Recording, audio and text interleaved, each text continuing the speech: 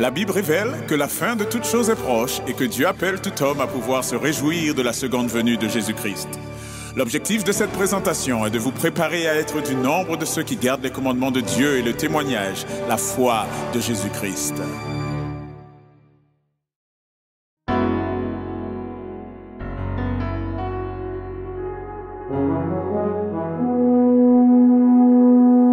Annonçons partout le dernier message du Seigneur Jésus revenant des cieux. Dans le monde entier, rendons témoignage au roi saint et glorieux. Annonçons partout la bonne nouvelle. Jésus réunit tous ses rachetés.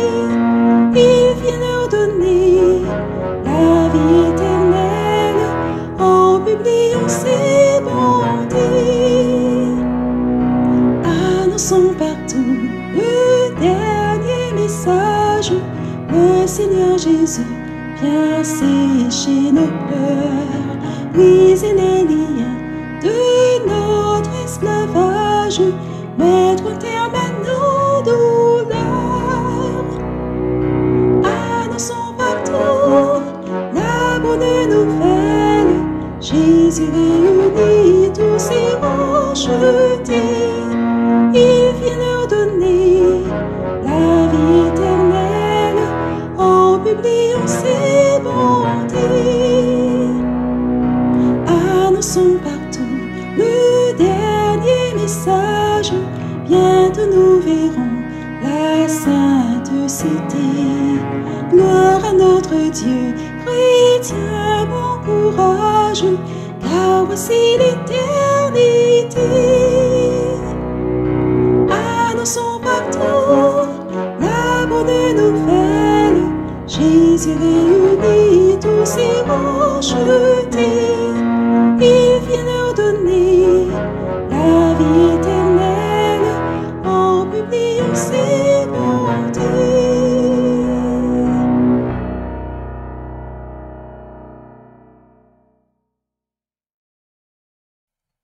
Eh bien, je souhaite à chacun un très bon sabbat dans le nom de notre Seigneur Jésus-Christ. Et merci pour cet accueil. Même si nous sommes en des circonstances différentes et à une époque différente, une période de l'année différente de celle d'habitude, eh bien, nous allons néanmoins profiter de l'enseignement de la parole de Dieu. Et pour commencer, je vous inviterai à pouvoir invoquer la présence du Seigneur par la prière. Et là où c'est possible, prenons la position qu'il convient.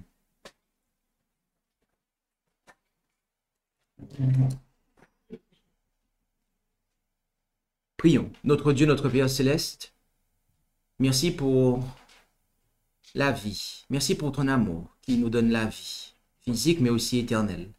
Et tu désires nous sanctifier par ta parole qui est la vérité. Alors aide-nous à la comprendre et pour cela accorde-nous l'esprit de ton Fils Jésus pour être conduit dans la vérité. Que ce que nous allons considérer soit de nature à encore davantage nous rapprocher de toi. Et c'est dans le nom de Jésus que nous t'en prions. Amen.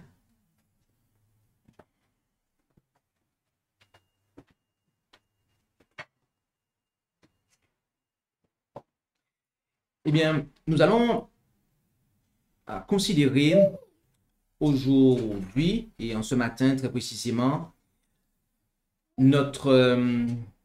poursuivre notre série de présentations sur le livre du prophète Daniel.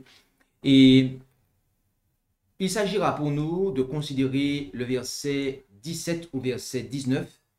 Et nous sommes toujours dans la section intitulée « L'intervention de Daniel ». Et il s'agira de la deuxième partie, prière, révélation et louange.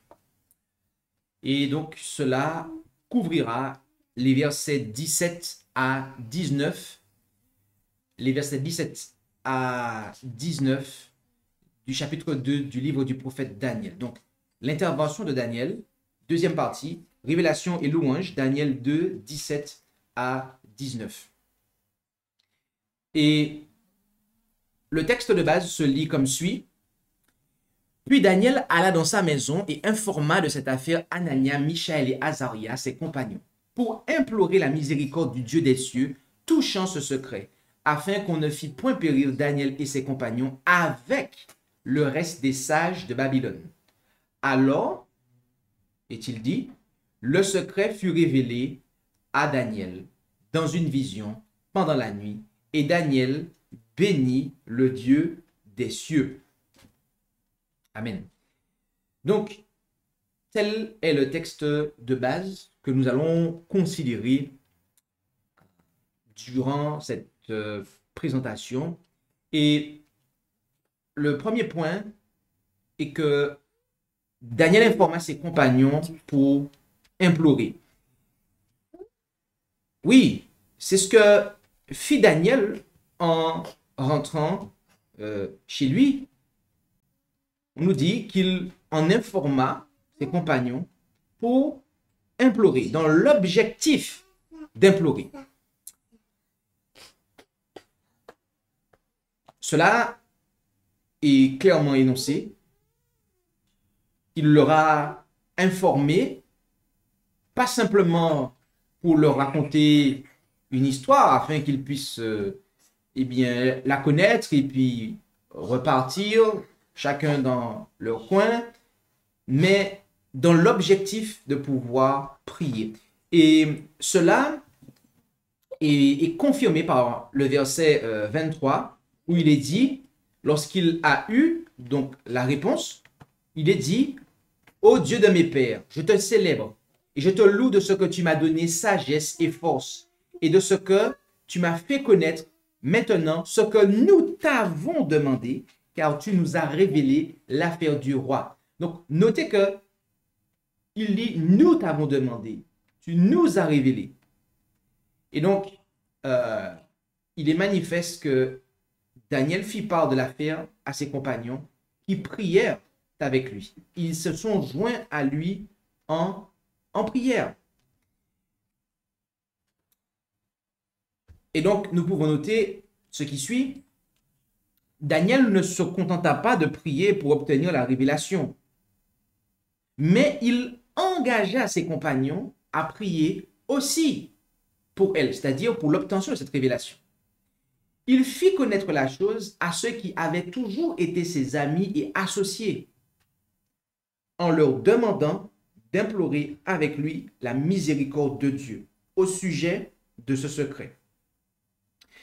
Et bien que Daniel fût probablement leur aîné et qu'il les surpassât en tout point, il les engagea néanmoins à s'associer à lui dans cette affaire. Et donc, un point que on note ici, c'est que l'union fit la force. L'union fit la force. Et il n'y a pas que cela que nous voulons noter aussi, mais c'est que il a voulu que ses compagnons soient avec lui, qu'ils prient avec lui.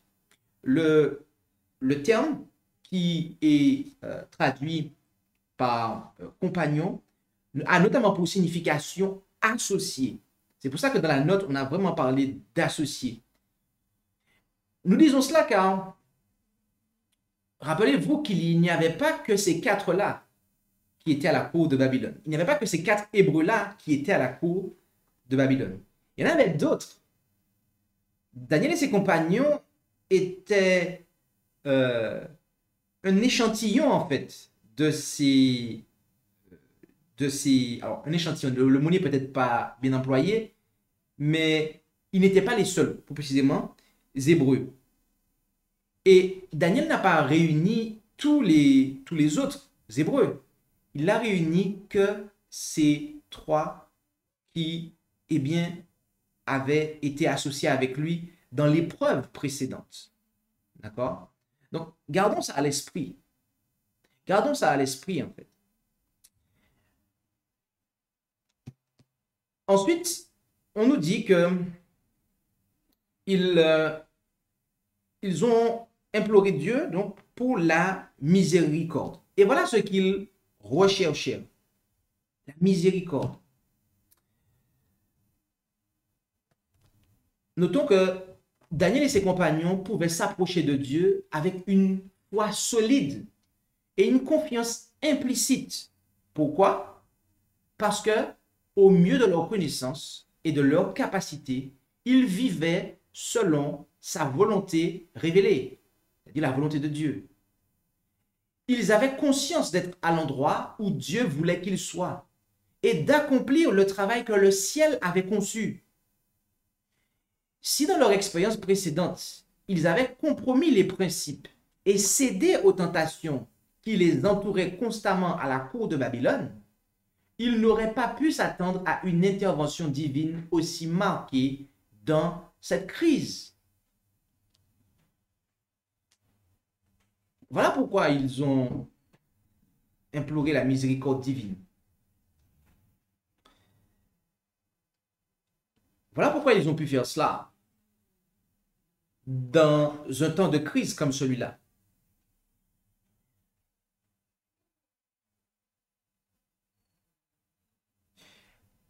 Poursuivons. Et ils ont prié notamment dont l'une des finalités était pour que le secret leur soit révélé, mais aussi afin qu'on ne fît point périr. Afin qu'on ne fît point périr Daniel et ses compagnons avec le reste des sages de Babylone. Donc, le titre en entier, il y a une partie qui a été manquée, mais c'est afin qu'on ne fît point périr Daniel et ses compagnons avec le reste des sages de Babylone. Pourquoi en fait?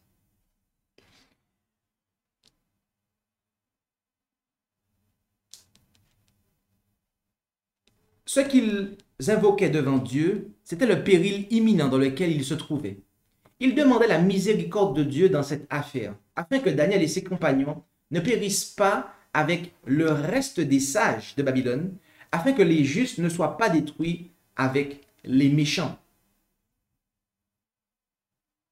Voilà pourquoi ils étaient arrivés à ce stade. Et voilà pourquoi cette finalité était qu'ils ne périssent point avec le reste des sages. Notez encore que parmi tous ceux qui étaient concernés par et qui étaient les responsables de cette chose, il y avait les sages historiques du roi, mais aussi tous ceux qui avaient embrassé cette science du roi de Babylone. Daniel n'est pas venu, il n'a pas demandé aux autres Hébreux de prier avec lui, parce que eux-mêmes, ces autres Hébreux-là, ils s'étaient déjà corrompus en ne respectant pas la réforme sanitaire au chapitre 1. Et au chapitre 2, ils étaient, on le comprend en regardant le contexte, ils s'étaient en fait rangés derrière les sages de Babylone, en fait. La majorité des sages. D'accord? Donc, Daniel, il ne voulait pas être mis avec ses compagnons au compte de cela. Il voulait faire la différence.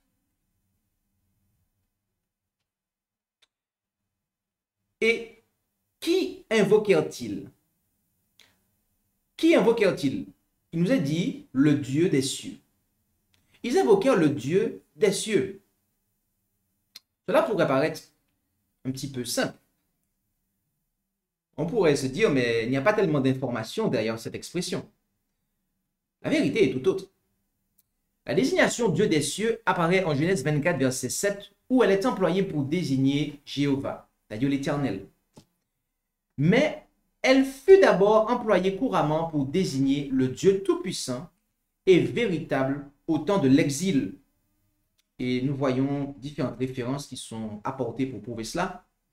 Donc, qui, comme le nomme Daniel, au chapitre 5, verset 23 de son livre, est le Seigneur des cieux, c'est-à-dire l'ensemble des cieux avec tous les éléments de l'univers, les cieux entiers avec toutes les étoiles que les païens adoraient comme des dieux sont sous sa domination. D'accord? Donc, il y a vraiment un contraste ici. Les sages de Babylone, eux, ils consultaient les étoiles, les astres. Daniel et ses compagnons, ils ont invoqué le Dieu de tout ça, en fait. Le Dieu, ils sont allés à la source. Ils sont allés à la source.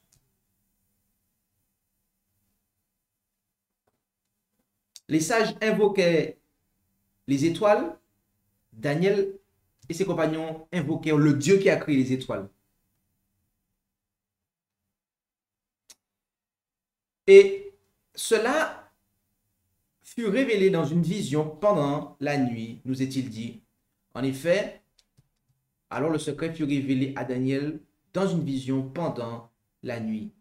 C'est-à-dire, oui, qu'est-ce que cela signifie? Notons que certains pensent que Daniel obtint la réponse pendant son sommeil. Il y en a qui sont de cet avis-là, que c'est pendant son sommeil, que ce serait plus un songe. D'accord? Est-ce que cela est possible? Oui, on pourrait. Il y a une possibilité qu'on le comprenne comme cela. Et dans ce cas, quelle serait la leçon? Eh bien, cela montrerait que la prière, ne recevant pas une réponse immédiate, n'est pas inutile. Oui, cela montrera que la prière qui ne reçoit pas d'une réponse immédiate n'est pas une prière inutile. Mais il semble plutôt que Daniel et ses compagnons aient continué à prier et à veiller dans la nuit, jusqu'à ce que le songe lui-même et son interprétation furent révélés à Daniel. Voilà quelle compréhension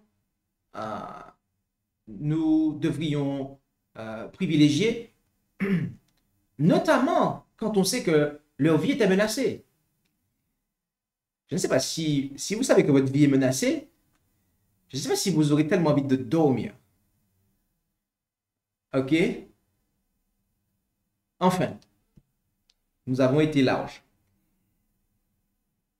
Ensuite, on nous dit que Daniel bénit, il bénit le Dieu des cieux. Pourquoi a-t-il fait ça?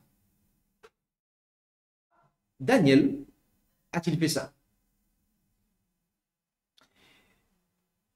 Eh bien, Daniel n'attendit pas d'avoir raconté son rêve au roi pour voir s'il le reconnaîtrait ou non. Mais il était persuadé qu'il en était ainsi et qu'il avait obtenu gain de cause. Et c'est pourquoi il transforma immédiatement ses prières en louanges.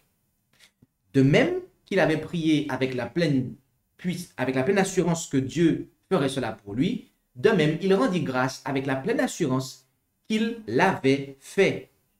Et dans les deux cas, il avait les yeux tournés vers Dieu, le Dieu du ciel. Sa prière n'a pas été enregistrée, mais son action de grâce, elle, le fut. Lorsque Dieu bénit une personne, cela signifie qu'il la dote de dons salutaires et qu'il déclare la personne ainsi dotée.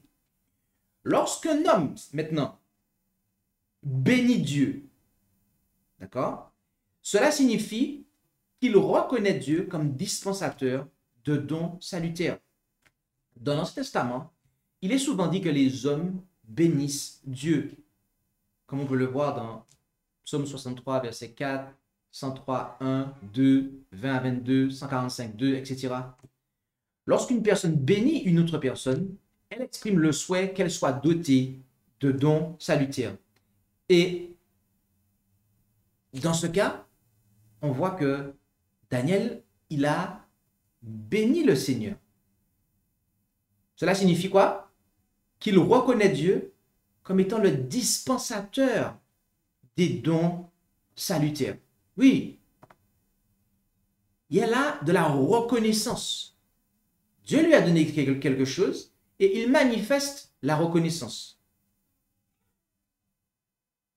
Lorsque ce matin, on a envoyé quelqu'un pour venir me chercher en bas, on a estimé que j'avais besoin d'aide.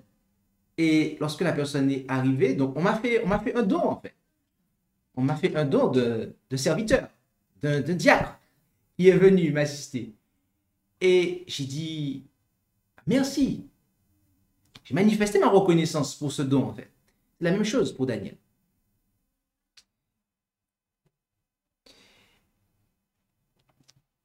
Quelles applications y a-t-il pour nous? Oh, je pense que nous avons sans doute commencé à voir.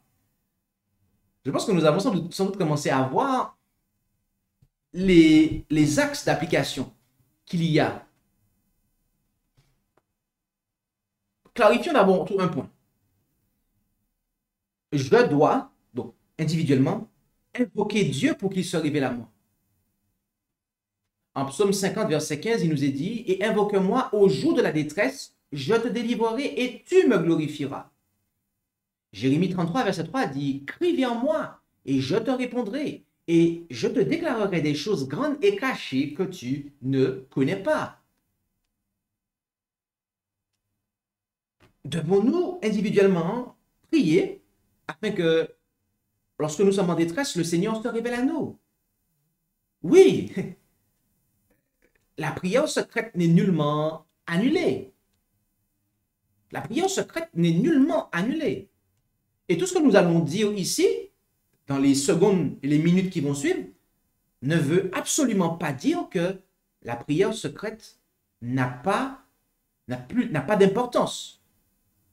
Donc, de grâce, ne comprenez pas tout ce qui va être dit dans quelques instants comme voulant dire que la prière secrète n'a pas sa place. Pas du tout. Dieu ici, il nous parle en fait. Première personne du singulier. D'accord? On a ces versets qui sont à la première personne du singulier. Invoque-moi. Ok? Alors, très précisément, si on prend le tutoiement, donc à la deuxième personne, donc je te délivrerai, c'est toi individuellement. Crie vers moi, donc toi, crie vers moi. Et je te. Là, c'est celui qui l'adresse, c'est la première personne du singulier, mais celui à qui c'est adressé, c'est la deuxième personne du singulier. Donc, c'est individuel. Voilà le point qu'on souhaite faire ici. Je dois invoquer Dieu pour qu'il se révèle à moi. Et il va se révéler à moi. Maintenant, nous devons comprendre que l'Écriture a aussi un enseignement concernant la prière collective. En effet, notre Seigneur lui-même a déclaré ce qui suit en Matthieu 18, versets 19 et 20. Je vous dis encore que si deux d'entre vous s'accordent sur la terre à demander quoi que ce soit, ils l'obtiendront de mon Père qui est aux cieux. Car où il y a 2 ou 3 personnes assemblées en mon nom, je suis là au milieu d'elles. L'une des choses que nous voyons ici et que nous pouvons comprendre, c'est que l'unité dans la prière va venir engendrer l'unité dans l'action.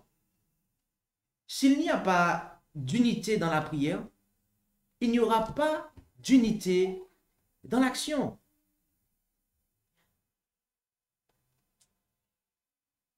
C'est quelque chose qui est important, bien-aimés, que les membres d'église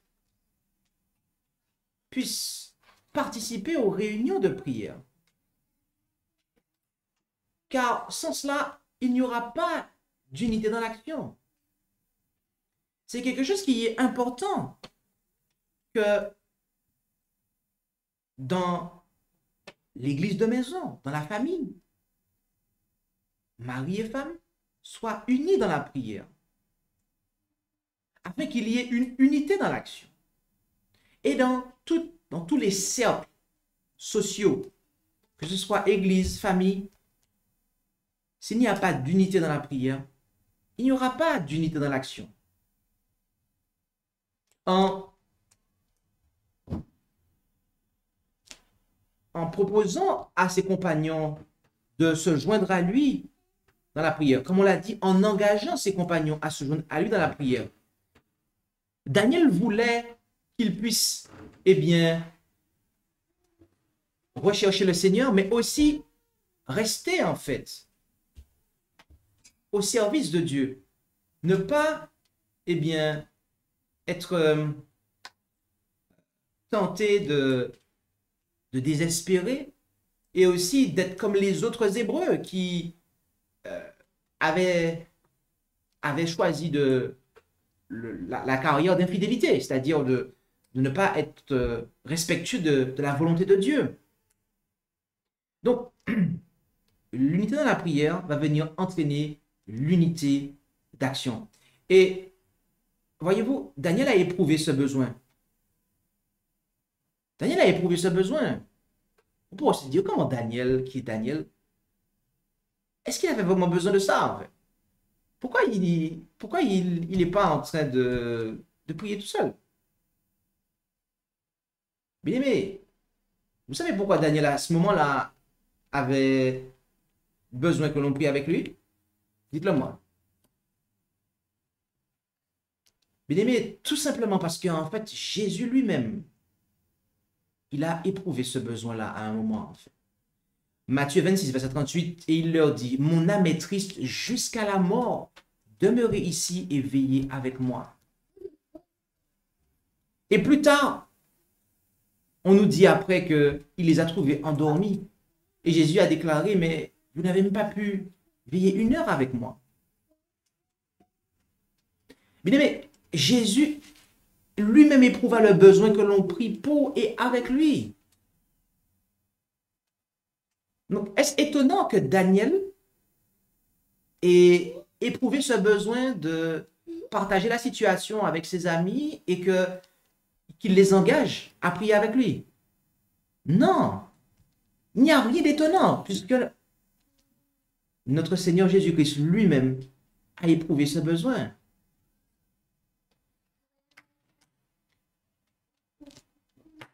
Et malgré l'infidélité, entre guillemets, malgré le fait que, je vais employer un terme plus nuancé, mais malgré le fait que les disciples n'ont pas fait ça avec le Christ, Christ a remporté la victoire. Donc on pourrait se dire, oui, mais Jésus a fait ça, finalement il a remporté la victoire, donc c'était pas tellement nécessaire. Ok, tu pourrais dire ça, mon ami. Tu pourrais dire, oui, effectivement, parce que Jésus a remporté la victoire, donc finalement, prier avec lui, c'était pas nécessaire.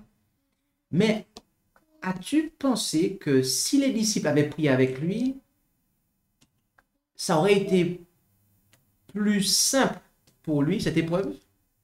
Oh oui. Si les disciples avaient prié avec lui, eh bien, ils auraient encouragé Jésus. Jésus aurait senti l'encouragement. Et cette étape difficile, il l'aurait franchie, je dirais, entre guillemets, si je peux me permettre, avec plus de sérénité, si je peux dire ça. En tout cas, cela l'aurait avantagé. Donc oui, il a traversé ce moment, entre guillemets, seul. Il a réussi. Amen. Gloire à Dieu. Mais ne voulons-nous pas, n'est-ce pas dans notre désir de pouvoir soulager la souffrance, de pouvoir aider quelqu'un qui est en difficulté? Oui. Et c'est ce que Jésus aurait voulu, qu'on puisse l'aider en fait, à traverser ce moment. Donc oui, bien-aimés. Et voyez-vous, les serviteurs ont besoin des prières de leurs collaborateurs, de leurs associés. En effet, en Exode 17, versets 11 et 12, on nous dit, « Et il arriva lorsque Moïse élevait sa main qu'Israël était le plus fort. Mais quand il reposait sa main, Amalek était le plus fort. Et les mains de Moïse étant devenues pesantes, ils prirent une pierre et la mirent sous lui, et il s'assit dessus. Et Aaron et Hur soutinrent ses mains, l'un d'un côté et l'autre de l'autre, et ses mains furent fermes jusqu'au coucher du soleil. » Ici, nous voyons d'une façon symbolique cet enseignement. C'est-à-dire que lorsque l'on soutient un serviteur de Dieu dans la prière, eh bien, il va y avoir un bénéfice pour l'individu en question. Mais est-ce que vous pensez que ce n'est que pour l'individu en question qu'il y a le bénéfice? Dites-moi, lorsque les compagnons de Daniel ont prié avec lui, leur vie n'était pas menacée aussi? Bien évidemment. Si Aaron et Hur n'avaient pas suivi les mains de Moïse, l'armée d'Israël, qu'est-ce qui serait arrivé de l'armée d'Israël? Elle aurait été terrassée. Et qu'est-ce qui se passe en fait quand l'armée d'un pays est terrassée en fait? Vous savez qu'est-ce qui se passe? Vous savez pas? Ah, vous savez pas? Mais mes amis, l'armée vainqueur, elle a servi en fait le pays vaincu en fait. Vous devenez leur esclave en fait.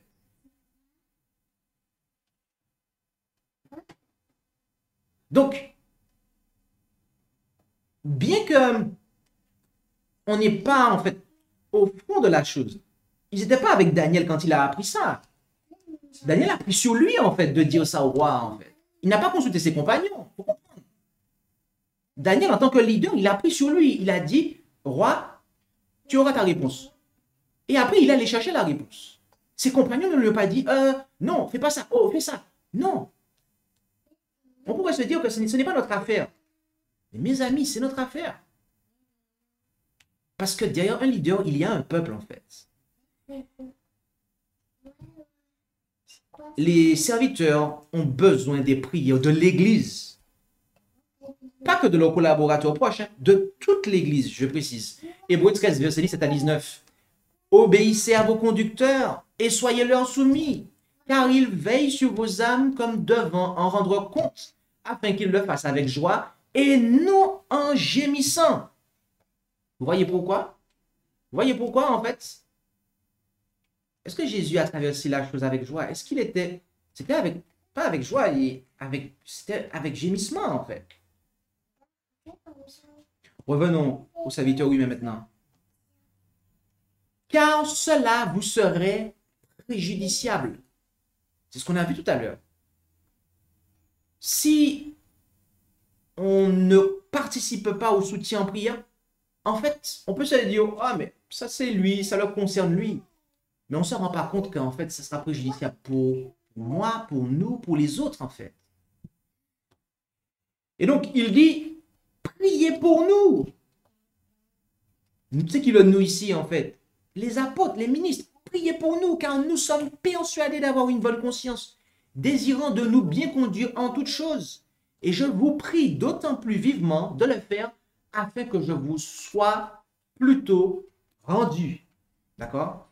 Et on peut comparer ça avec Romains 15, verset 30, où il est de l'habitude de Paul de pouvoir, eh bien, demander à ce que l'on prie pour lui. Et c'est l'une des raisons pour lesquelles, au passage, je fais une parenthèse, mais qui prouve que l'épître aux Hébreux a été écrite par Paul. Parce qu'il y en a qui contestent cela, alors qu'il y a des éléments au travers de l'épître, bien que le nom de Paul n'y est pas présent, mais qui montrent qu'en fait, c'est bien lui qui l'a écrite.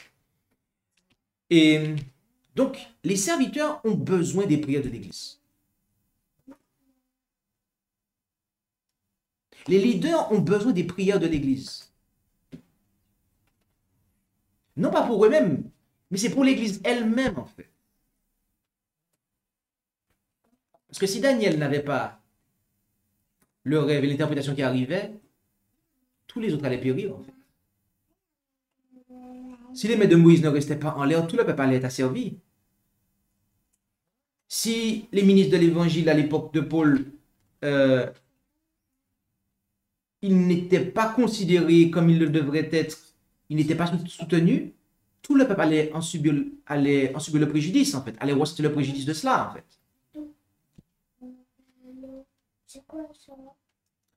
Et je tiens à préciser qu'il n'y a pas que les serviteurs qui sont concernés par cela. Qu'est-ce qui a été dit là? Il n'y a pas que les serviteurs. Ah bon? Alors qui d'autre en fait? Les servantes. En Esther 4, versets 15 à 17, alors Esther dit confie cette réponse à Mardochée. Va, assemble tous les Juifs qui se trouvent à Suse et jeûnez pour moi. Ne mangez ni ne buvez de 3 jours, tant la nuit que le jour. Et pour moi et mes servantes, nous jeûnerons de même. Puis je m'en irai ainsi vers le roi, bien que ce soit contre la loi. Et s'il arrive que je périsse, je périrai. Mardochée s'en alla donc et fit tout ce que Esther lui avait commandé. Notez ici que on a Mardochée qui il a fait ce que Esther lui a commandé. Il a obtempéré en fait. On pourrait se dire que comment ça Mardochée a obtempéré? Il a écouté une femme. C'est quoi cette affaire? Hein?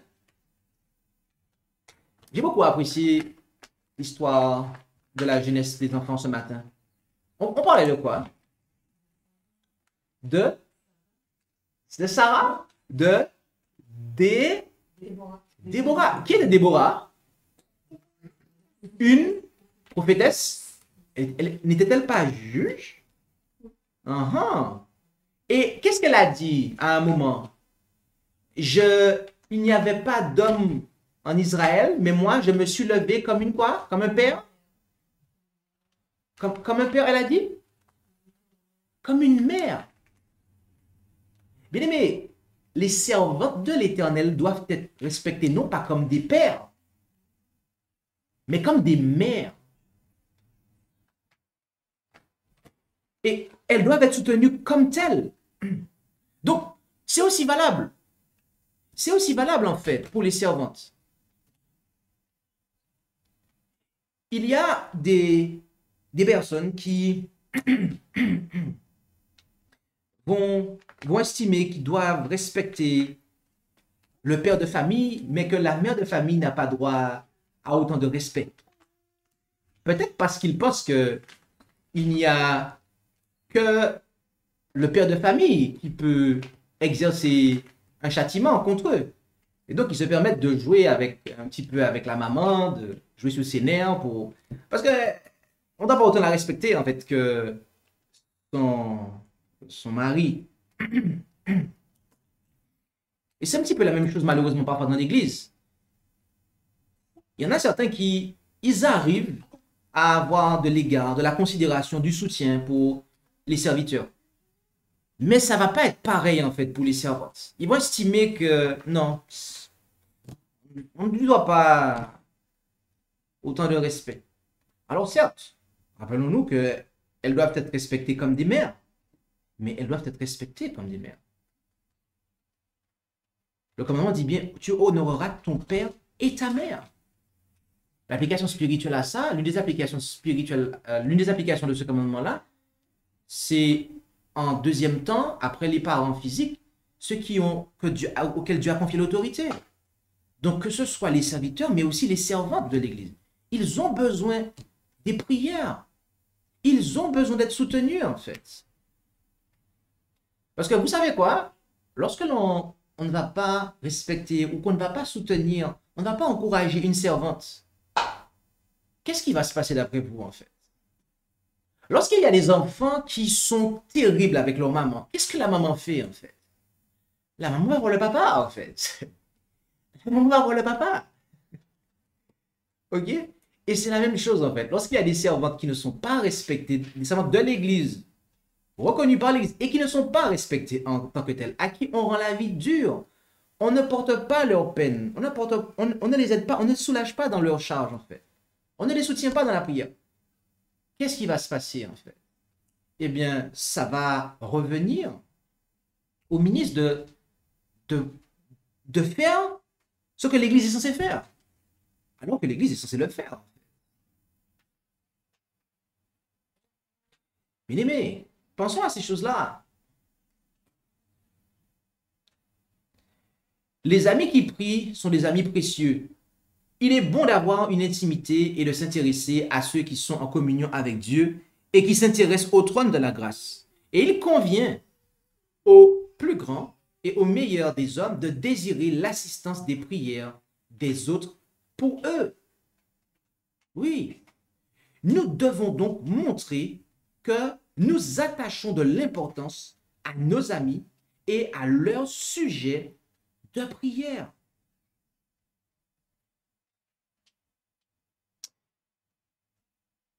Oui, bien-aimés, n'oublions jamais cela. N'oublions jamais cela. Ensuite, l'Écriture nous dit, dans le psaume 25, verset 14, « Le secret de l'Éternel est pour ceux qui le craignent, et il leur fera connaître son alliance. » En Jean 7, verset 16 et 17, il est dit, Jésus leur répondit, « Ma doctrine n'est pas de moi, mais de celui qui m'a envoyé. Si quelqu'un veut faire la volonté de Dieu, il connaîtra si ma doctrine est de moi ou si je parle de mon propre chef. » Bien-aimés, ceux qui craignent Dieu connaîtront sa volonté. Oui, ceux qui veulent faire sa volonté, ils connaîtront la volonté de Dieu. Vous savez, il y a des fois, vous parlez à quelqu'un et la personne ne comprend pas ce que vous dites. Et dans certains de ces cas, la personne ne comprend pas ce que vous dites. Je dis bien dans certains de ces cas, la personne ne comprend pas ce que vous dites parce qu'en fait, elle n'a pas envie de vous écouter.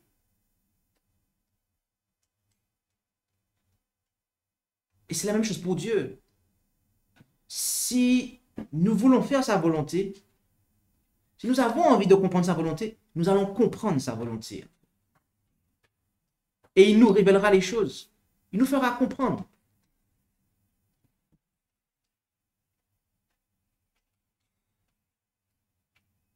La prière fervente et efficace des hommes justes est d'une grande utilité.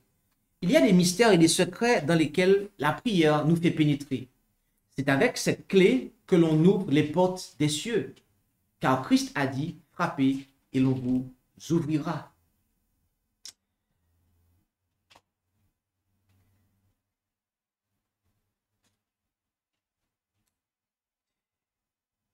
En 1 Jean 3, verset 22, il nous est dit, et quoi que nous demandions, nous le recevons de lui, parce que nous gardons ses commandements et que nous faisons ce qui lui est agréable. Ce passage nous montre que l'obéissance assure l'exaucement de la prière. Comme nous l'avons vu, Daniel et ses compagnons ont pu implorer la miséricorde de Dieu.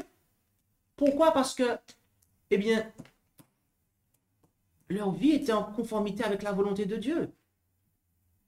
Daniel pouvait, il a eu l'audace de, comme on le dit aujourd'hui, de vendre la peau de l'ours avant de l'avoir tué. En temps normal, il ne faut pas faire ça, en fait. En temps normal, je veux dire, ici-bas, de manière, vous n'êtes pas censé faire ça, en fait. Mes amis, il y a un domaine, il y a un contexte bien particulier dans lequel vous pouvez faire ça. C'est lorsque vous obéissez à Dieu. Vous savez que à ce moment-là, quoi que ce soit que vous allez demander à Dieu, il vous le donnera, en fait. Et donc, vous pouvez dire à Nebuchadnezzar, c'est bon, la réponse va arriver, en fait. Vous pouvez lui assurer la chose, de vous donner le temps, de manière à ce que la réponse puisse arriver, puisque vous savez qu'elle va arriver.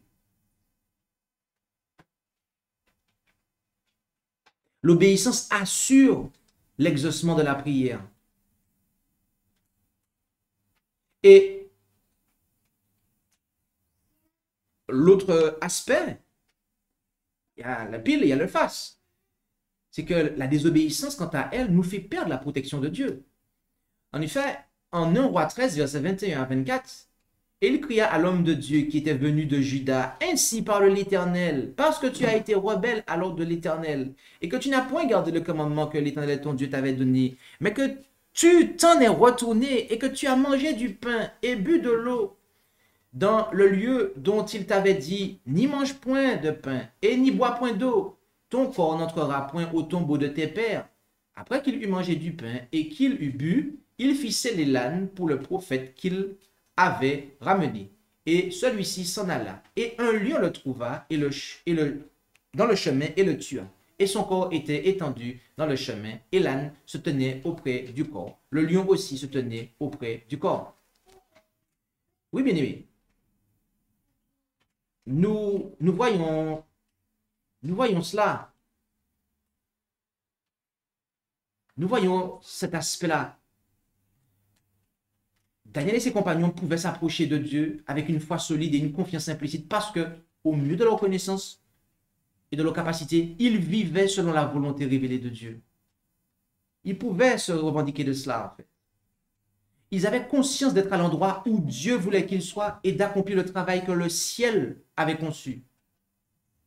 Et si dans leur expérience précédente, ils avaient compromis les principes et cédé aux tentations qui les entouraient constamment à la cour royale, ils n'auraient pas pu s'attendre à une intervention divine aussi marquée dans cette crise. Et c'est la même chose pour nous, bien-aimés. Si nous avons conscience qu'il y a des choses sur lesquelles nous ne faisons pas la volonté de Dieu, si nous avons conscience que nous avons fait des compromis dans des principes, on ne pourra pas, en fait, légitimement s'attendre à la protection de Dieu. Il n'y a qu'à voir le conducteur d'Israël, Moïse. Lorsqu'il allait en Égypte, qu'est-ce qui s'est passé? Qu'est-ce qui s'est passé lorsqu'il se rendait en Égypte? Sur le chemin, qui l'a attaqué, en fait? Un ange. Pourquoi, en fait, un ange l'a-t-il attaqué? Parce qu'il n'avait pas obéi à Dieu. En quoi n'avait-il pas obéi à Dieu? Oh, pour faire plaisir à sa femme Séphora, il n'avait pas circoncis son enfant. Pourquoi n'a-t-il pas fait ça? Oh, parce que Séphora n'aimait pas voir le sang. Donc, pour faire plaisir et pour ne pas avoir le scandale dans la maison, pour faire plaisir à madame, il n'a pas obéi à Dieu. Sauf que, lorsqu'elle a vu que son mari était sur le point de se faire éliminer par un ange, qu'est-ce qu'elle a fait? C'est elle-même qui a circoncis l'enfant et qui a jeté le prépuce. Et elle a fait un reproche. Elle a dit époux de sang, époux de sang. Et malgré qu'elle a babillé, entre guillemets, elle aimait son mari. Parce qu'elle ne voulait pas qu'il périsse. Vous voyez, bien-aimés, Dieu, il est comme ça. Et Daniel, jusqu'à présent, comme on l'a vu dans le récit, il vivait en harmonie avec la volonté de Dieu. Lui et ses compagnons, d'ailleurs. D'ailleurs, au passage, il n'y aurait pas eu de sens à ce qu'il aille prier avec les autres juifs, les autres hébreux. Pourquoi? Parce que dans leur prière, en fait, ils auraient découragé Daniel. Il fallait qu'il prie avec des personnes qui soient aussi fidèles que lui, en fait. De manière à ce que Dieu puisse intervenir.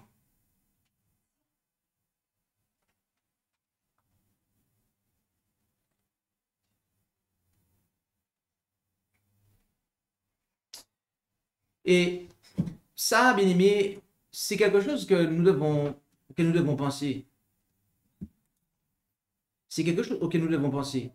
Rappelez-vous ce que je vous ai dit aussi, c'est que les compagnons signifient des associés.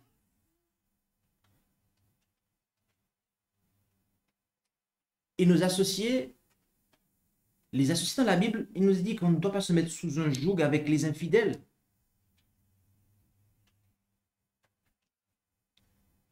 Daniel, en tout cas, il a sollicité la prière de personnes qui étaient sous la même longueur d'onde que lui, qui avaient été fidèles avec lui dans les mêmes circonstances. C'est d'eux dont il a sollicité les prières, en fait.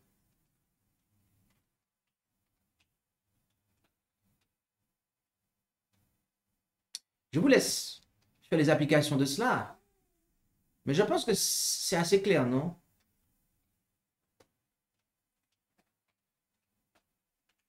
Jésus n'a pas sollicité les prières des scribes et des pharisiens pour lui. Il voulait que ce soit ses disciples qui prient pour lui, en fait. Daniel n'a pas sollicité les prières des autres là, adventistes du 7e jour, là, qui n'avaient pas respecté la région sanitaire. Non.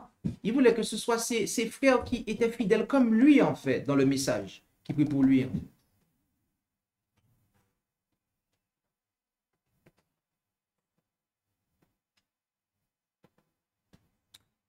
Bien-aimés, nous devons vraiment accorder une importance aux prières des saints. C'est-à-dire Non pas aux prières des saints comme les catholiques le font, prier pour les saints, mais aux prières des enfants de Dieu qui sont vivants à côté de nous, qui prieront pour nous en fait, et qui ont aussi envie de faire la volonté de Dieu.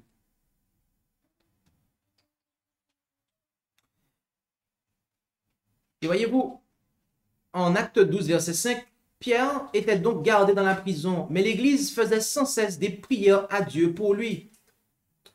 Ici, on a l'un des textes où on voit que l'Église prie pour l'un de ses ministres. Mais en plus de ça, on apprend que quand la vie de Pierre, qui était un homme bon et utile pour l'œuvre, fut en danger, eh bien, l'Église implora Dieu en sa faveur. Donc, ce que l'on comprend, c'est que quand la vie d'hommes et de femmes bons et utiles pour l'œuvre sont en danger, il faut implorer Dieu, en fait, en leur faveur. Afin qu'ils ne soient pas, en fait, éliminés par les méchants. Afin qu'ils ne périssent pas avec les méchants. De sorte que le nom de Dieu soit glorifié. Vous comprenez? Parce qu'il ne faut pas que le méchant, le juste périsse avec le méchant, en fait. Daniel a pensé à ça, au témoignage. Il dit, mais pour ne pas, en fait, que nous périssions avec les sages de Babylone.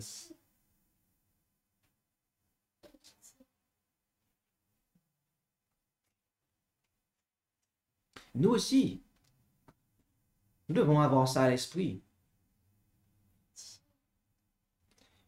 Et enfin, en Philippiens 4, 6 et 7, ne vous inquiétez de rien. Il n'y a rien. Ici, il n'y a vraiment rien. Absolument rien. Mais en toute occasion, ça veut dire quelle que soit la chose, petite ou grande, exposez vos demandes devant Dieu par des prières et des supplications avec des actions de grâce. Et la paix de Dieu qui surpasse toute intelligence gardera vos cœurs et vos pensées en Jésus-Christ. Avons-nous une préoccupation quelconque, quel que soit l'ordre, quelle que soit la taille, le niveau d'importance, la classification qu'on va lui apporter? Prions le Seigneur. Demandons cela au Seigneur. Mais n'oublions pas de le louer. N'oublions pas de le louer, en fait. Nous devons avoir cette attitude de louange. Il y a eu un roi en Israël qui a mis les chantres en tête de l'armée. Et lorsqu'ils ont vu l'armée en déroute, eh bien, l'armée ennemie a été terrorisée. Parce qu'ils étaient en train de louer, en fait. Ils partent à la guerre avec en tête la louange. Comment Jéricho, en fait, est tombé, en fait? Qu'est-ce qu'il y avait, en fait? Il y avait quelque chose de similaire. Bien aimé. Et aussi, l'attitude de la louange permanente, mais aussi reconnaître lorsque Dieu fait quelque chose. Lorsque Dieu répond, nous devons le louer pour ce qu'il fait. Parce que parfois, on ne le reconnaît pas. Parfois, on est comme les 9 lépreux qui ne sont pas retournés vers Jésus pour le remercier. Il n'y en a qu'un seul, en fait. Alors que les 10 ont été guéris. Mais il n'y en a qu'un seul qui vient remercier Dieu, en fait. Il n'y en a qu'un seul qui vient manifester sa reconnaissance. Nous devons, eh bien, prier, oui, mais aussi louer le Seigneur. Le remercier pour ce qu'il fait pour nous. Alors, plaise à Dieu que nous puissions avoir cette attitude qui a été celle de Daniel, mais aussi de ses compagnons. Quelle que soit la situation que nous allons occuper, que ce soit celle de Daniel ou que ce soit celle de ses compagnons, que nous puissions être fidèles lorsque nous sommes dans l'une ou l'autre de ces situations. Amen.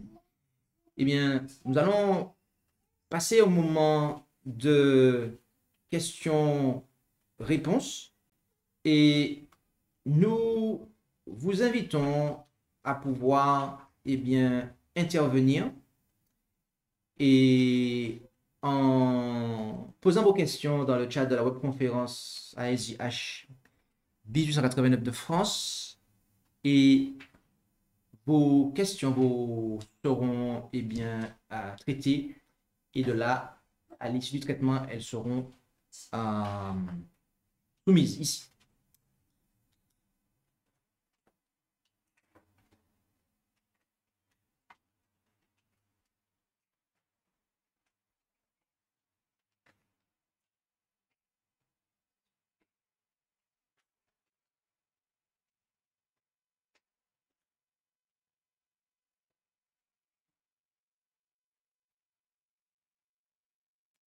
Et s'il n'y a pas de questions, on a tendance à penser que la chose a été clairement présentée, donc, mais on va encore accorder du temps, donc n'hésitez pas. Je disais donc, en attendant que des questions arrivent, je tiens à apporter des éléments complémentaires. Dans la prière, bien-aimés, nous devons regarder Dieu comme le Dieu des cieux, un Dieu au-dessus de nous, qui nous domine et à qui nous devons adoration et allégeance. Un Dieu de puissance qui peut tout faire. Notre Sauveur Jésus nous a appris à prier Dieu comme notre Père céleste.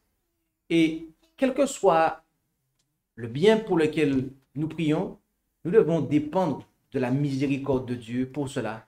Et nous devons la rechercher. Nous ne pouvons rien attendre en guise de récompense pour nos mérites. Ce n'est pas dans ce sens-là que nous prions. Mais tout doit être comme le don de la miséricorde de Dieu. Et tout ce qui nous préoccupe doit véritablement être l'objet de nos prières. Nous devons désirer la miséricorde de Dieu au sujet de cette chose et de toutes celles qui nous causent des ennuis ou des craintes. Dieu nous permet d'être humblement libres avec lui et dans la prière d'entrer dans le détail de nos besoins et de nos fardeaux. Les choses qui sont secrètes appartiennent à Dieu. D'ailleurs, ils avaient demandé à Dieu de leur révéler le secret. Et donc, c'est justement cela, en fait. Les choses secrètes appartiennent au Seigneur notre Dieu. Et c'est pourquoi, si nous avons besoin de quelque miséricorde concernant un secret, eh bien, c'est à lui que nous devons nous adresser. Et si nous ne pouvons pas, dans la foi, demander des miracles, nous pouvons cependant, dans la foi, prier celui qui tient tous les cœurs dans sa main et qui, dans sa providence, fait des merveilles sans miracle, de découvrir ce qui est hors de notre vue et d'obtenir ce qui est hors de notre portée, dans la mesure, bien évidemment, où c'est pour sa gloire et notre bien, croyant que pour lui, rien n'est caché, rien n'est difficile. Amen. Donc, c'était ce complément-là que je voulais apporter. Et je vais laisser la place pour une première question, je crois. Amen. Oui. Alors, la première question est la suivante. Comment expliquer le passage de 1 Jean au chapitre 3, le verset 22? Comment expliquer 1 Jean 3, 22, la première question? Merci pour la question. Alors, comment expliquer 1 Jean 3, 22? Si nous obéissons à Dieu et que nous faisons ce qui lui est agréable, eh bien, Dieu exaucera nos prières. C'est ce que le texte dit. En fait, je ne sais même pas s'il me faut expliquer le texte parce que le texte était déjà tellement clair. Il est dit, et quoi que nous demandions, nous le recevons de lui. Pourquoi? Quelle est la condition? Parce que nous gardons ses commandements et que nous faisons ce qui lui est agréable. Est-ce que quelqu'un qui obéit à Dieu et qui fait ce qui est agréable à Dieu peut demander quelque chose que Dieu ne peut pas lui donner? Non, c'est pas possible. En fait, vous allez faire des prières qui sont en adéquation avec la volonté de Dieu et auxquelles Dieu pourra répondre, en fait.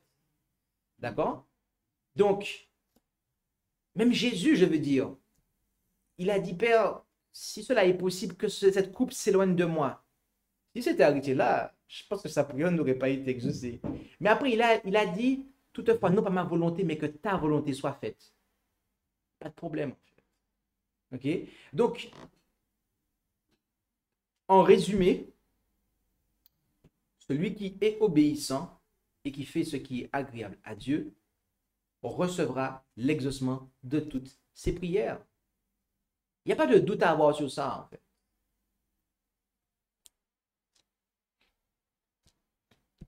Alors, il y a peut-être des gens qui vont dire, ouais, mais c'est pas vrai, il y a forcément une exception, parce que moi, ça ne marche pas, et des fois, je demande des choses à Dieu, Dieu ne m'a pas répondu, patati et patata, da, da, da, da, da.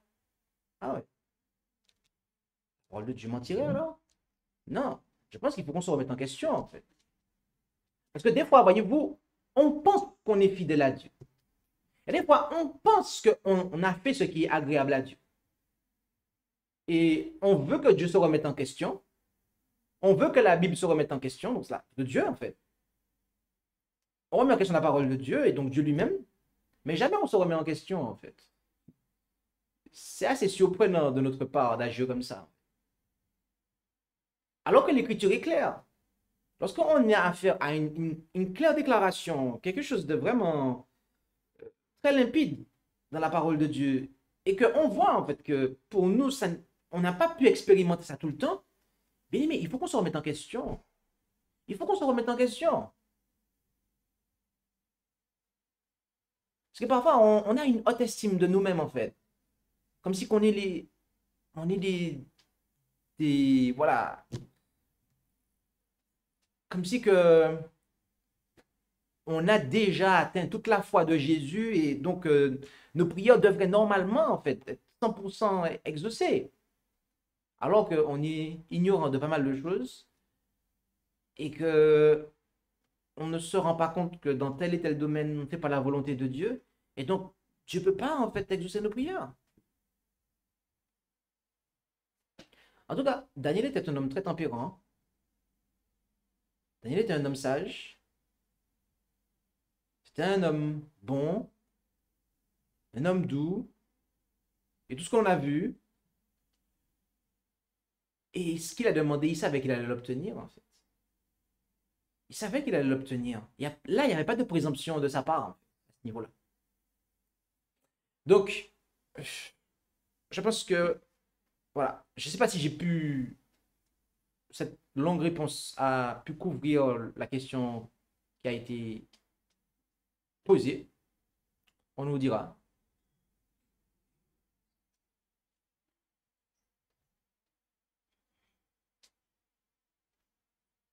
Alors, j'espère que la réponse a été satisfaisante. Il ne faut pas hésiter à l'indiquer, notamment dans le chat.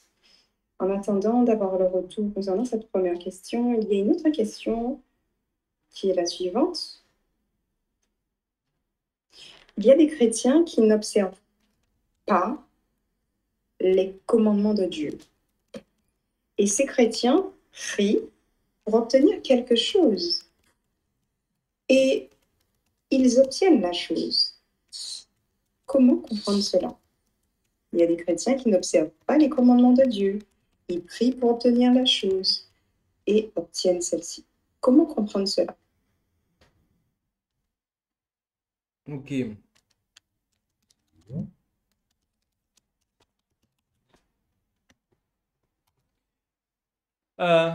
L'Écriture nous dit que Dieu fait lever son soleil sur les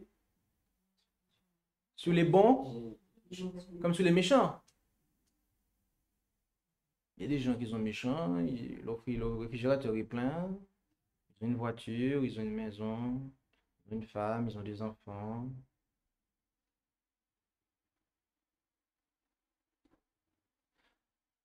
Alors, je prends cet exemple-là, hein, qui est extrême, mais c'est déjà pour nous dire, faisons attention qu'on va se comparer aux autres, en fait. Parce qu'il est très... Il est... Alors, on va attendre. OK? Non, là c'est bon, on est bon. Et donc, il est toujours dangereux pour quelqu'un qui est dans la vérité présente de se comparer avec quelqu'un qui n'est pas dans la vérité présente. OK? Donc, voilà déjà ce que je pourrais dire. Maintenant, si Dieu, malgré la méchanceté de certains, les bénit, je dirais, matériellement et dans d'autres choses, pourquoi en fait ne le ferait-il pas partiellement, ou à certains points, je dirais, pour ceux qui le recherchent mais ne comprennent pas encore toute sa volonté? Pourquoi en fait il ne les bénirait pas, il les bénirait moins que des gens qui sont mauvais et qui sont, semble-t-il, bénis? Ok? Il y a des gens que l'on voit qui sont en apparence bénis par Dieu, mais vous ne savez pas en fait quelle est la santé de ces gens-là. Vous ne savez pas quels sont les problèmes de ces gens-là, en fait. C'est pour ça qu'il faut toujours faire attention quand on se compare aux gens. Parce qu'il y a des fois, on se dit, ouais, mais eux, Dieu est intervenu pour eux, etc. Mais vous ne savez pas, en fait, les autres endroits où Dieu n'est pas intervenu pour eux. C'est pour ça qu'on doit faire attention quand on se compare aux gens. On doit faire vraiment attention, en fait. Donc, voilà la réponse que je peux apporter, en espérant que ça aura pu aider.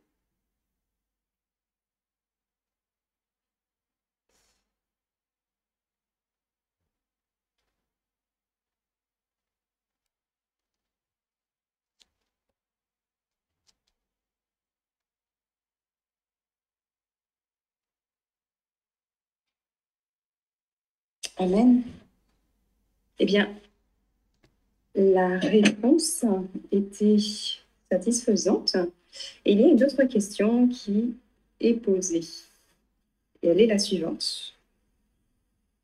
Pourquoi Dieu voulait tuer Moïse du fait qu'il n'ait pas circoncis son fils, alors qu'il obéissait à sa loi et voyait en lui un être fidèle et loyal? Pourquoi Dieu voulait-il sanctionner Moïse du fait de la non-circoncision, malgré le reste, en fait? Merci pour la question. Nous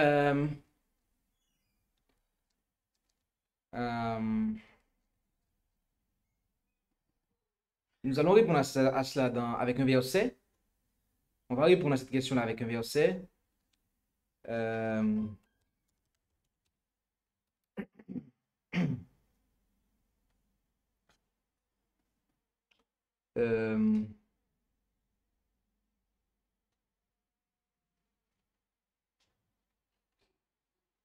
Il est dit en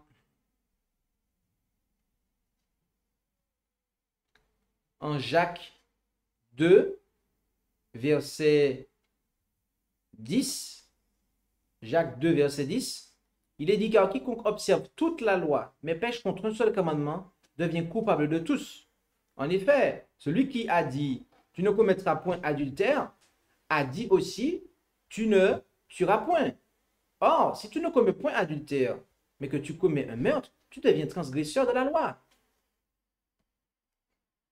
Alors, Moïse, le leader d'Israël, il n'était pas coupable d'adultère. Il n'était pas coupable, voilà, d'autres péchés, d'après ce qu'on peut voir. Mais en fait, il n'a pas obéi à ce que Dieu lui a dit. On pourrait se dire, mais Moïse, il adorait le vrai Dieu. Sauf que Jésus nous dit quelque chose qui est vraiment très clair. Si quelqu'un ne hait pas son père, sa mère, sa femme, ses enfants, autrement dit, s'il ne les met pas à la seconde place, et moi, il ne me donne pas la première place, et qu'il me suive, il ne peut pas être mon disciple. En fait, il faut comprendre qu'à ce moment-là, Moïse était coupable d'idolâtrie. Comment ça?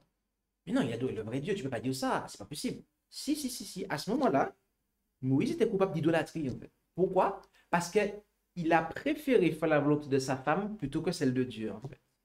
Donc, il était à ce moment-là coupable d'idolâtrie. Et Dieu ne pouvait pas le protéger devant les sorciers d'Égypte lorsqu'il allait s'y rendre, en fait. Les anges n'allaient pas protéger un transgresseur devant les maléfices des Égyptiens, en fait.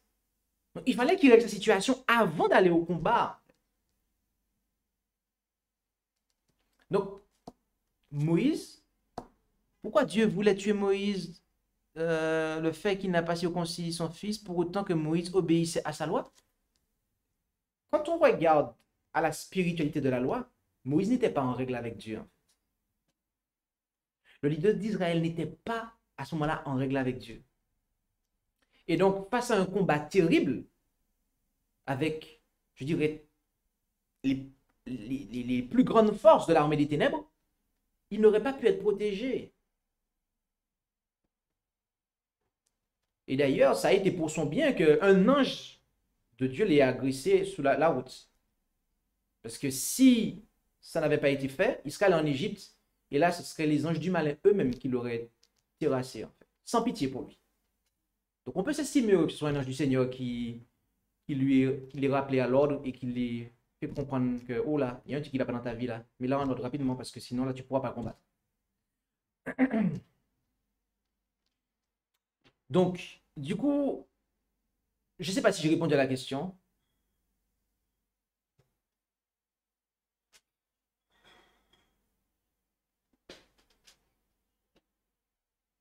Ok.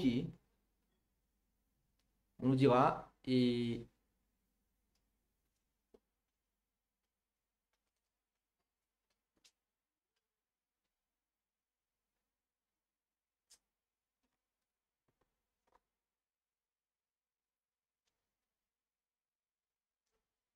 alors, on nous dira si la question a trouvé réponse et s'il y a d'autres questions. Alors, effectivement, la réponse a été satisfaisante et pour l'instant, il n'y a pas d'autres questions.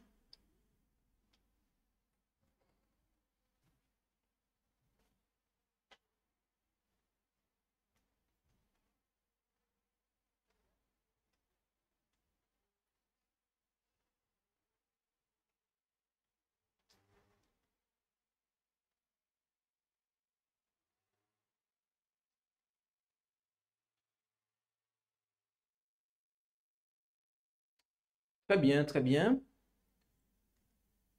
Donc, y a-t-il d'autres questions? Si c'est le cas, n'hésitez pas. Autrement, nous allons clore. Oui. Oui. Alors, il y a une autre question. Je vais essayer de la formuler, bien que je ne l'ai pas vue à l'écrit, donc je ne peux pas te l'envoyer, malheureusement. Lorsque l'on considère, en fait, l'histoire dans la parole de Dieu, où il y avait l'interdit avec Akan, et le peuple de Dieu, finalement, qui était en échec à cause de cet interdit qui demeurait au milieu du peuple. Est-ce que l'on peut avoir cette application par rapport à la prière et l'Église d'aujourd'hui? Espérons que c'est clair. Alors, merci pour la question. Du coup, pour ce que je comprends de ta question, alors j'aimerais que tu la reprennes en réalité, pour être sûr, s'il te plaît. De cette question, si tu peux la reprendre. Est-il possible aujourd'hui, du fait qu'il y aurait de l'interdit dans le camp, un peu comme l'histoire d'Akan, que nous puissions voir des non-exaucements à des prières, par exemple? Ok, merci. Oui. Et je dirais oui, évidemment.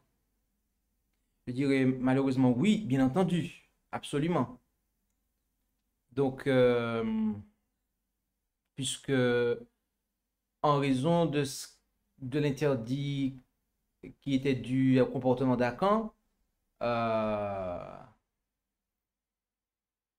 en fait, la volonté initiale de Dieu était qu'il remporte, qu'il euh, assujettisse tout Canaan, et du coup, c'est pas ce qui s'est passé avec eux. Mais le fait est que, dans le cas pour Akan, ils n'ont même pas consulté Dieu avant d'y aller.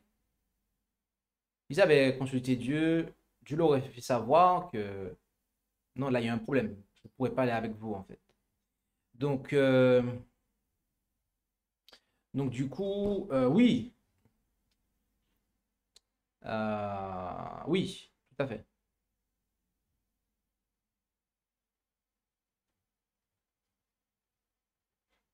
Donc, il y a de nombreuses applications par rapport à cela.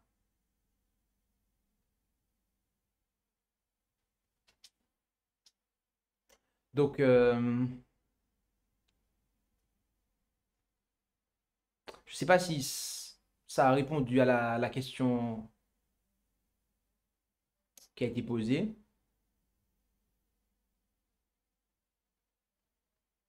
Amen. Oui, effectivement, la réponse a été satisfaisante et gloire à Dieu.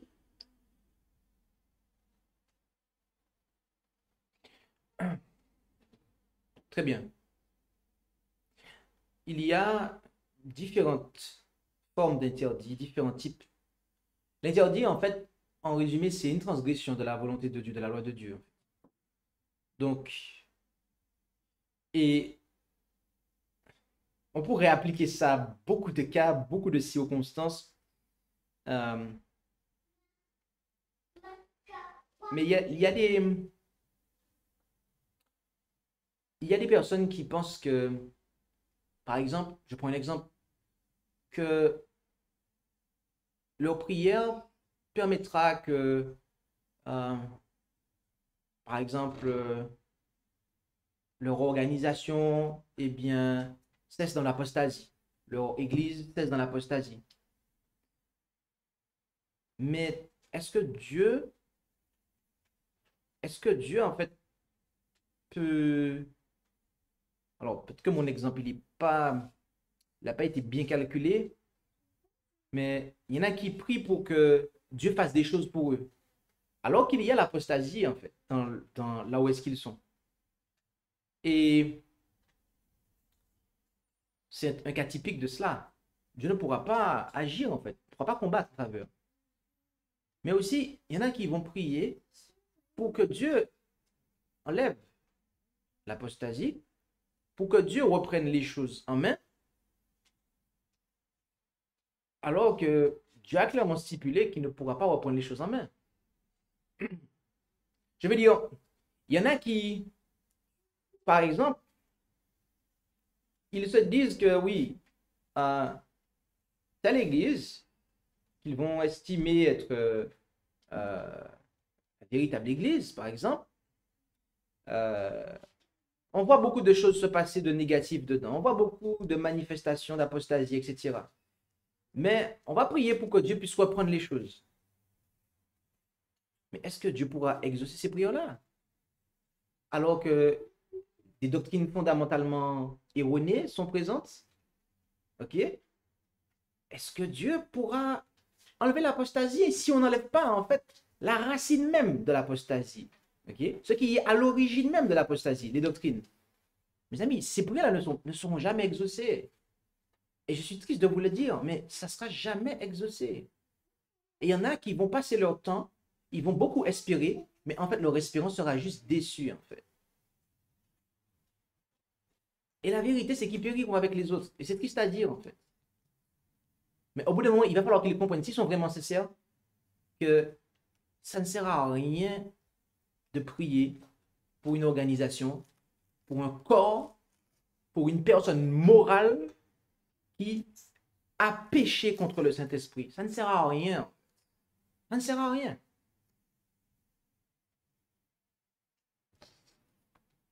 Puisque lorsque vous avez rejeté la vérité et que vous savez que vous avez rejeté ce que Dieu a dit qui est la vérité et que vous avez pris une position pour l'erreur, il n'y a plus d'expiation pour vos péchés, en fait.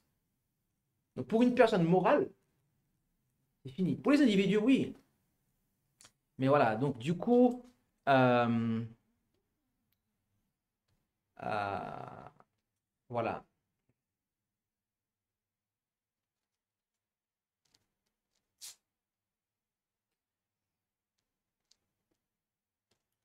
OK.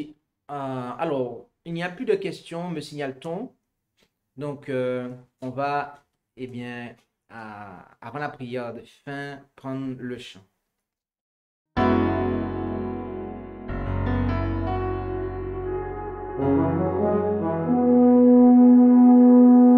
Annonçons partout le dernier message du Seigneur Jésus revenant des cieux.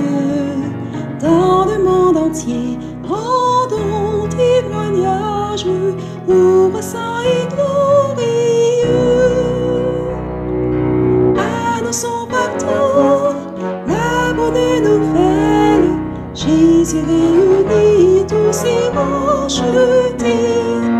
Il vient leur donner la vie éternelle en publiant ses bontés. Annonçons partout le dernier message. Le Seigneur Jésus vient sécher nos pleurs, briser les liens de notre esclavage, mettre un terme à nos douleurs. Annonçons partout la bonne nouvelle. Jésus réunit tous ses rachetés. Il vient leur donner la vie éternelle en publiant ses bontés. Annonçons partout le dernier message. Bientôt nous verrons la sainte cité. Gloire à notre Dieu, chrétien, bon courage, car voici l'éternité. Annonçons partout la bonne nouvelle. Jésus réunit tous ses rachetés. Il vient leur donner la vie éternelle en publiant ses bontés.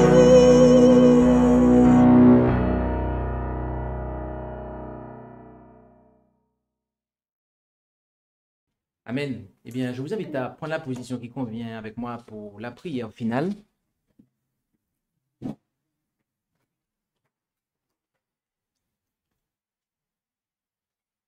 Et prions notre Dieu.